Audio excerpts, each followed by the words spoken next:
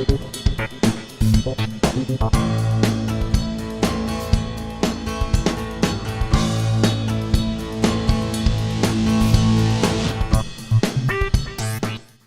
this review we're looking at a model by the Italian model maker Ross.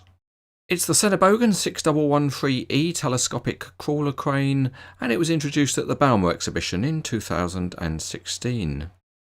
The real crane has a maximum lifting capacity of 120 tonnes, and it can lift it to a height of 40 metres on the main boom.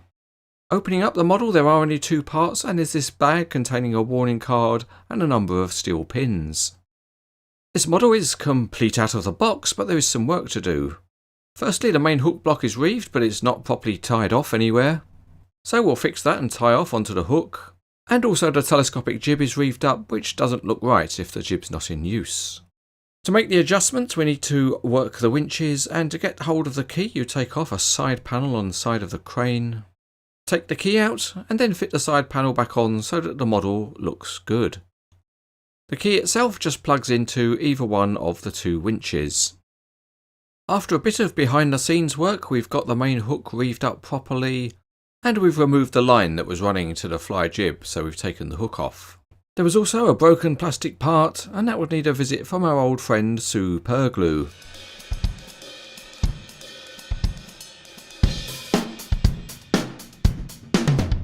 The metal crawler tracks and track frames are nicely detailed, and that includes warning graphics, although there are no working rollers. Between the tracks there are jacks modelled in plastic, and moving on to the cab, it's nicely detailed inside, including having Sennebogen on the seat back. The counterweight is a solid block, but it's very nicely decorated, and the securing chains are modelled as well. And viewed from the top, there are metal handrails and nice hydraulic hoses add to the look. The boom also looks good because of its casting details and the spooling drums.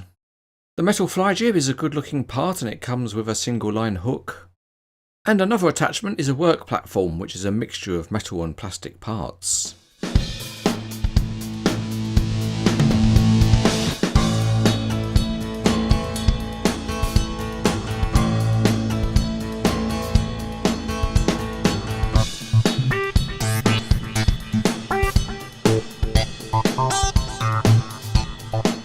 The first feature is the crawler tracks, which can be retracted for transport, or spread nice and wide when the crane is in an operating mode.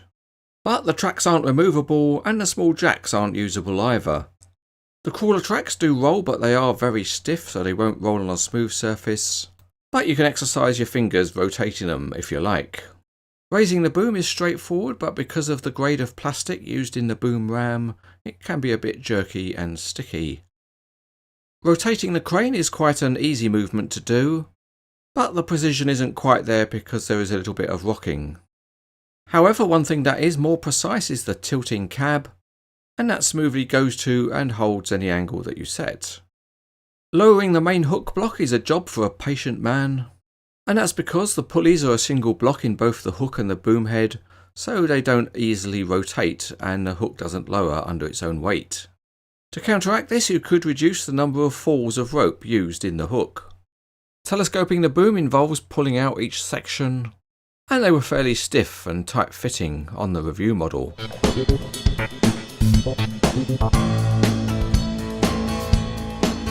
One of the options available on the model is to use the fly jib, and the system's quite accurately modelled because you can fold out this support beam first, and it allows you to rotate the fly jib so the first connection can be made to the boom head. That's done by simply inserting some small steel pins. When the connections are done on one side, you can rotate out the fly jib and then pin the other side so it's fully attached. Next, we can pull off some rope from the winch drum and carefully run it through the guide pulley before taking it to the end of the fly jib. There's another feature on the fly jib which you can get to by sliding out two steel pins, and when you've done that, making sure not to lose the steel pins, you've then got access to an offset mechanism which allows you to set the angle of the fly jib in one of two positions.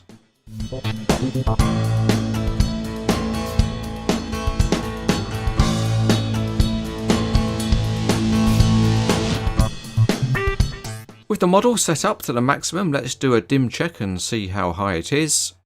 And it's over 3 feet or 90 centimeters tall. There's another feature available on this crane, and it's quite unusual because you can fit a work platform, so you can reach all those awkward to get to places around the house. To attach it, you offer it up to the boom head and fix it with 4 steel pins. The basket itself is quite neat because it extends at both ends, and it's cleverly engineered because of the unfolding sides, which are then locked in position by the fold-down floor. The basket also fully rotates on its support. When the angle of the crane boom changes, there's no need for everyone to be thrown out of the basket, and that's because you can adjust its angle of attachment to the boom.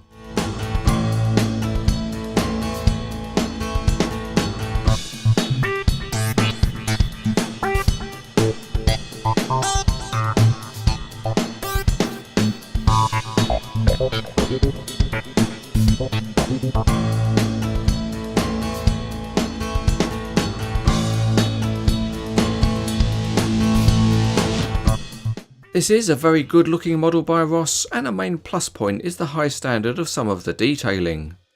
The build quality is however not quite top notch, and it would be good if the model also had a removable counterweight and removable crawler tracks. But it is attractive and is good enough overall to be highly recommended.